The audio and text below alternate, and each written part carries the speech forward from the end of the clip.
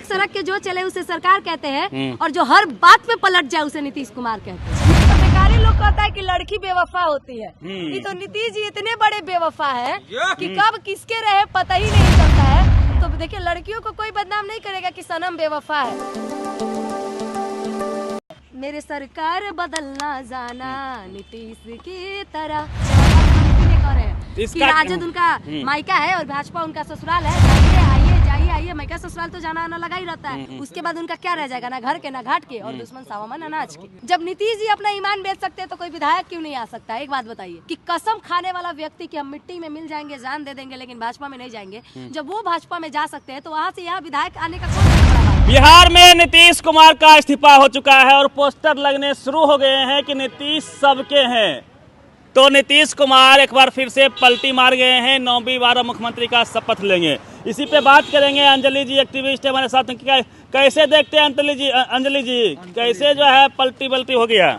एक समय में नीतीश जी ने बहुत प्यार से कहा था कि हम मिट्टी में मिल जाएंगे लेकिन भाजपा में नहीं जाएंगे, और भाजपा ने कहा था कि अब भाजपा के दरवाजे जो है वो हमेशा के लिए नीतीश सरकार के लिए यानी कि नीतीश जी के लिए बंद हो चुकी है। लेकिन लगता है कि उनके जो दरवाजे थे उसमें जंग लग गया था और वो टूट गया। तो अब घुस गए भाई, रास्ता उनको मिल गया। और एक तरफ हमारे पीछे पोस्टर लगा हुआ है कि नीतीश सबके है। क्या मतलब है इसका? सुनिए ना, नीतीश सबके है, सब पर 20 नीतीश। ये तो बेकारी लोग कहता है कि लड़की बेवफा होती है, ये तो नीतीश जी इतने बड़े बेवफा है कि कब किसके रहे पता ही नहीं चलता है। तो देखिए, लड़कियों को कोई बदनाम नहीं करेगा कि सनम बेवफा है, यहाँ नीतीश जी बेवफा है। कब किस पार्टी के है पता नहीं, ना तो उनका अपना अस्तित्व है और ना ही उनका अपना राजनीति का चरित्र है। तो ऐसा क्या हो गया? आप तो एक्टिविस्ट हैं, लगातार ऐसी क्या बातें हो गई? गाना सुनेंगे आप? हाँ। मेरे यार बदलना जाना मौसम की तरह, नीतीश जी है से मुझ पे ये लागू होता है। मैं जहाँ तक सोच पा रही हूँ उनके पे ये लागू होता है कि मेरे सरकार बदलना जाना नीतीश की तरह।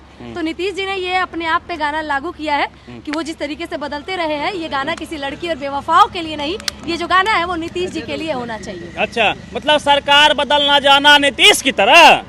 कोई भी नेता कभी मत बदलना नीतीश की तरह, नहीं तो आपका चरित्र नहीं रहेगा। अब नीतीश का क्या कुछ बचा रह गया, ये बताइए। उनका देखिए, अभी वो वैलेंटाइन मनाने गए हैं जी, बीजेपी में 7 फरवरी 14 फरवरी को होता है ना, 14 फरवरी को वो वैलेंटाइन मनाने गए हैं। भाई अपना प्यार व्यार का दिन मना ले, फिर 17 को उनका गिनती किया जाएगा कि आखिर 17 तारीख को उनके जिंदगी का राजनीतिक करियर का क्या होगा। अभी मास्टर क्या होगा बताइए? अब ये तो भाई सरकार डिसाइड करेगी। हमारी जनता है, हम जनता है, हम जनता के साथ खड़े हैं और जनता ने अपना डिसाइड कर। लालू जी भी जो है तैयारी में है, क्या तैयारी चल रही है बताइए? अंदर खाने की बात। समय में स्टार हुआ करते थे, अगर वो तैयारी में है ना तो उनके आगे नीतीश जी का क्या, भाजपा पूरे भाजपा को घुटना टेकना पड़ जाएगा।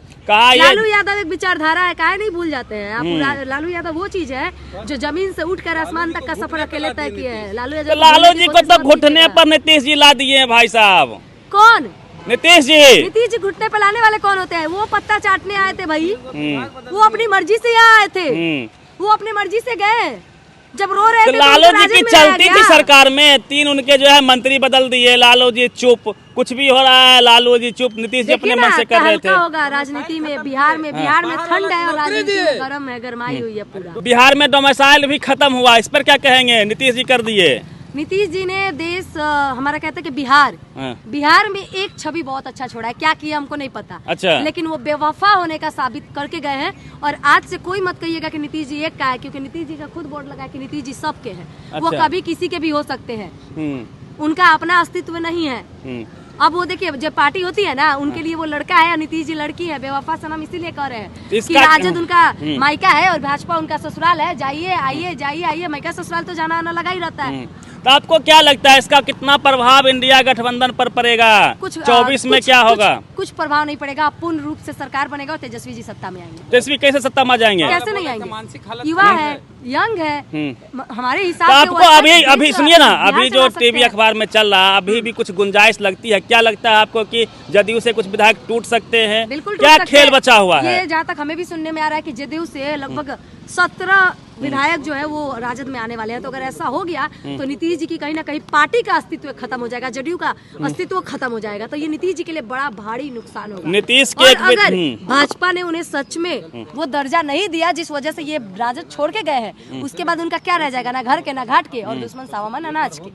वही वाला हाल होगा उनका। एक विधायक है गोपाल मंडल, वो नीतीश के विधायक है, वो कहते हैं कि नीतीश जी यदि चले गए बीजेपी में तो मटिया मेट हो जाएंगे। तो वो ये जो इशारा है किस ओर है, क्या ये लोग छोड़ देंगे जदयू को? हम लोग सुन रहे हैं कि बीजेपी से भी कुछ विधायक राजद में आ रहे हैं और जेडीयू से भी कुछ विधायक राजद में आ रहे हैं। तो बीजेपी वाला कहाँ आएगा? सुन तो रहे हैं। अब देखिए राजनीति है, जब नीतीश जी अपना ईमान बेच सकते हैं तो कोई विधायक क्यों नहीं आ सकता है? एक बात बताइए, राजनीति वो दुनिया है ना जिसमें कभी भी कुछ भी हो सकता है। समझ रहे हैं कि कसम खाने वाला व्यक्ति कि हम मिट्टी में मिल जाएंगे, जान दे देंगे, लेकिन भाजपा में नहीं जाएंगे, जब वो भाजपा में जा सकते हैं तो वहाँ से यहाँ विधायक आने का कौन सा बड़ा बात तो है? चले थे पीएम बनने, इंडिया गठबंधन बना रहे थे, सबको एकजुट कर रहे थे, फिर अचानक ऐसा क्या हो गया भाई? अच्छा, प्रधानमंत्री बनने के लिए उनको सपना देखना होगा। अगर ढंग से रहते तो शायद उनको मौका भी दिया जाता प्रधानमंत्री के लिए, लेकिन जिस तरीके से वो अपने ही पैर पे कुल्हाड़ी मारे हैं राजनीति की दुनिया में, वो चीज वो खुद के लिए गलत किए हुए हैं।